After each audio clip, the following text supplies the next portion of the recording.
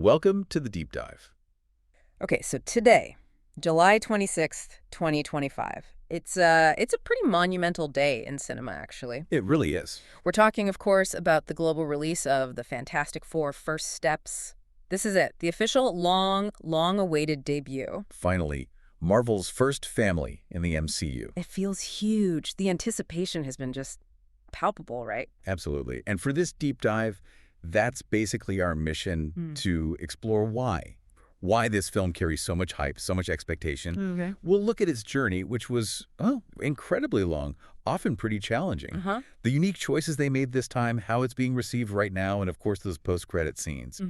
What they tell us about the MCU's future. Yeah. Because, you have to understand, this film landed under immense pressure to finally get it right. After the others. After years of, well, let's just say, less than stellar attempts. Yeah. It needed to stick the landing this time. Okay, let's unpack that troubled legacy. Because it's a huge part of why this feels like such a win, doesn't it? Definitely. It's almost hard to believe how long and difficult the journey's been for the Fantastic Four to get here, to the MCU. Especially when you think about it, they're Marvel's first family in the comics. They came before the Avengers. Foundational stuff. Exactly. Foundational. And that history, it's crucial context. If you look back, the 2005 film, Fantastic Four, and the sequel in '07, Rise of the Silver Surfer. Tim Story directed those. Ioan Gruffa, Jessica Alba, Chris Evans pre-cap, Michael Chiklis. Right. And the 2005 one, it actually did okay money-wise, made around $333 million worldwide. Yeah, I remember it wasn't a total bomb financially. But critically, mixed to negative, like 27% on Rotten Tomatoes. Ouch. Yeah. Common complaints were, it was too campy, plots were simplistic. It didn't really dig into the science, the exploration, or the complex family stuff. Yeah, the core of what makes them them. Precisely. And then came the 2015 reboot. Josh Trank's Fantastic Four. Oh boy. With Miles Teller, Kate Mara, Michael B. Jordan, Jamie Bell. That one had stories coming out during production even. Famously troubled. And the film itself, a critical and commercial disaster, just completely panned. What was the Rotten Tomatoes on that? Like single digits? A painful 9%. And the box office barely crawled over $167 million worldwide. The budget was $125 million. Wow. So it barely made its money back, if that. It was just a stark example of how not to do it. Totally. And what's fascinating here, right, is how those misfires just built up this enormous excitement when the rights finally came back to Marvel Studios via Disney. It felt like, okay, now they'll get it right. Exactly. It wasn't just about another superhero film. It was about redemption, about finally doing these characters justice. So First Steps wasn't just an intro. No, it was positioned as a fundamental redefinition, like an attempt to erase the memory of the bad versions. The anticipation, honestly, it felt comparable to other huge reboots, like the Batman or even the new Superman movie that also just came out. The pressure was astronomical. Yeah. And it really seems like they rose to that challenge. Which brings us to the new film, The Fantastic Four: First Steps. Premiered yesterday, July 25th. Yep. That title itself, First Steps, it feels significant, doesn't it? What does that signal, skipping the origin? It's a big strategic play, calling it First Steps, saying up front, no origin retread. Marvel's showing confidence. Confidence in the audience knowing the basics. Yeah, assuming a certain level of familiarity. Yeah. Lets them jump right into the adventure within the MCU. Which saves time. Exactly. Frees up screen time to focus on the characters, their dynamics now, instead of spending, 30, 40 minutes on how they got powers again. Right, we've seen that part. Yeah. It implies a kind of narrative maturity, trusting the audience. Definitely. And then you have Matt Shakman directing. Coming off WandaVision, which everyone loved, that gave people a lot of hope from the get-go. Huge credibility boost. And he made a really bold, creative choice, the 1960s setting. Yeah. That retro-futuristic vibe. So different from the other movies, and definitely different from the current MCU timeline. Was that a risk there? Alienating modern audiences? That's a great question, I think. I think it was genius, actually. It's the latter. Really? Why? Because setting it in the 60s, it's not just cool visuals, right? It's thematic. It lets them tap into that space-age optimism, that spirit of discovery. Which is very Fantastic Four. Exactly. It contrasts with the often darker post-blip MCU we've been living in. It feels fresh. It's a counterpoint. Broadens the MCU's ton, maybe? Precisely. Broadens the emotional and philosophical range. And yeah, visually it makes the film totally stand out. Okay, and the cast. Fantastic Four 2025. The casting buzz was huge. Pedro Pascal as Reed Richards, Mr. Fantastic. People love that choice. Widely celebrated. He brings that star power, obviously, but also depth. You feel like he can show Reed's internal struggles. The genius but maybe distant thing. Yeah, that intense intellect, but also a vulnerability. It promises something more nuanced than we've seen. And Vanessa Kirby as Sue Storm, Invisible Woman. She's got that dramatic weight. Kirby brings gravitas, yeah. Yeah. Inner strength. You believe her as intelligent, capable, the leader, the emotional anchor, not just the supportive wife or girlfriend. Suggests they're focusing on her intelligence, her power. Seems like it. Then Joseph Quinn as Johnny Storm, the Human Torch, coming off Stranger Things fame. He just seems perfect for Johnny's energy, right? Yeah. Charismatic, hot-headed. Totally. And you can already imagine the brother-sister dynamic with Kirby. Yeah. And then Ibn Bachrach, wow. After the bear. Yeah. As Ben Grimm, the Thing. Incredible casting, that raw emotional performance he gives. You just know he's going to bring that to Ben. To the tragedy of the Thing, but also the heart. The friendship with Reed. That loyalty, that gruff exterior hiding the pain. Yeah.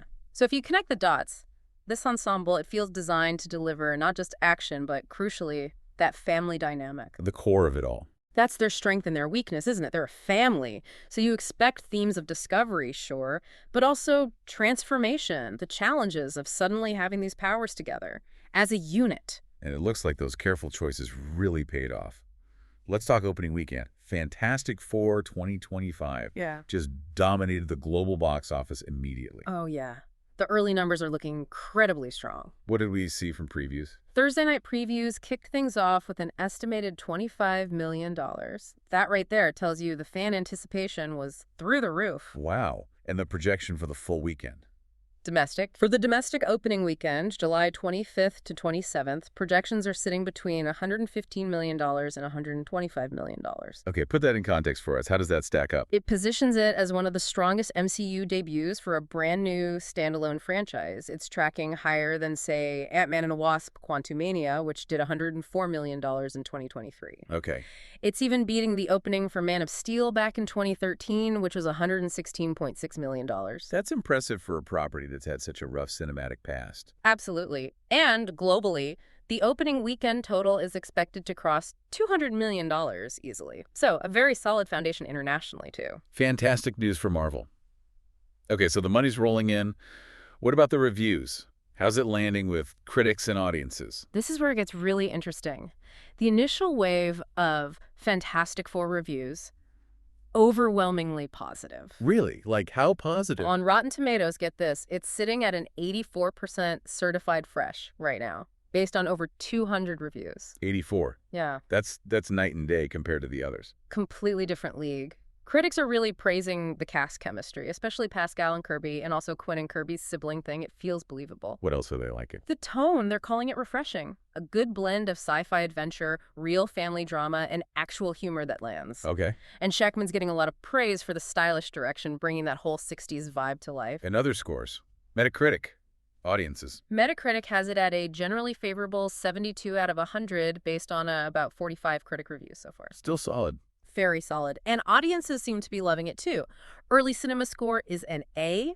Post-track scores are high, 4.5 out of 5 stars, 85% definite recommend. Wow, so it's hitting across the board. Pretty much. This really solidifies the idea that, okay, the Fantastic Four movie has finally found its footing under Marvel Studios.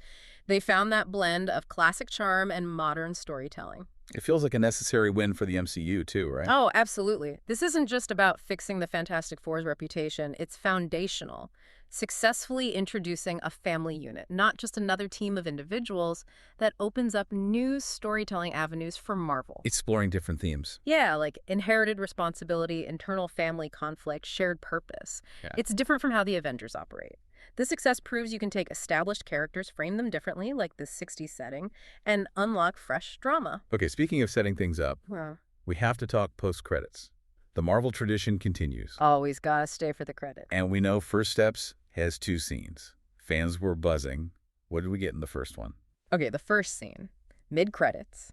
It very directly sets up a major villain for the future. Let me guess. You see this desolate landscape, almost apocalyptic looking, and then Dr. Doom, Victor Von Doom, emerges. Whoa, already in the armor. Not the full armor yet. Yeah. But he's there, heavily scarred, and he's muttering about stolen power. justice. Okay, so it connects his origin directly to whatever happened in this movie. Strongly implies it, yeah. Yeah. Making it clear Dr. Doom is going to be a central and probably very personal villain for this Fantastic Four. Huge. Okay, what about the second scene? End credits. The second scene goes bigger picture, wider MCU connection. And yeah, it's a big one. Bigger than Doom? Cosmically bigger, you see this anomaly in space, and then this vast, shadowy figure looming over distant galaxies. I know, that Galactus. It's unmistakable, a clear visual tease of Galactus. The devourer of worlds is coming to the MCU. Wow, okay. The implications there are massive. Huge. It sets up this potential multiversal or at least galaxy-spanning threat, something that might pull in not just the FF, but maybe the Avengers too.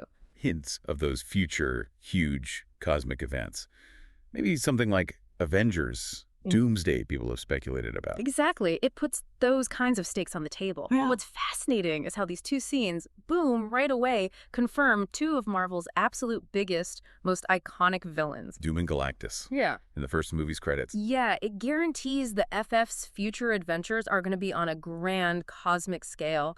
It really underlines how foundational First Steps is for whatever saga is coming next. It puts the Fantastic Four right at the center of the MCU's cosmic future. So, bottom line, what does this all mean? It means the Fantastic Four, First Steps is, well, a triumph, isn't it? It really feels that way. Marvel's first family, they've finally overcome those past struggles. They've delivered on decades of anticipation. Strong opening box office, those great reviews, 84% on Rotten Tomatoes. People are loving it. The unique setting, the cast chemistry, it all clicked. It absolutely clicked. And that leaves us with a final thought, maybe something provocative for you, the listener, to chew on. Given this film's very specific 1960s retrofuturistic setting and how it immediately introduces these two colossal universe-level threats, Doom and Galactus. What does that foundation tell us? What does it suggest about the scale, maybe the tone, of the MCU's next big saga? And maybe more specifically, how does this first family, these scientific optimists rooted in that earlier, maybe more hopeful era, how are they going to navigate the kind of existential dangers that come with a truly boundless and frankly terrifying cosmos? How does their 60s optimism face Galactus? Yeah, that's something to think about. Definitely something to think about as you leave this deep dive.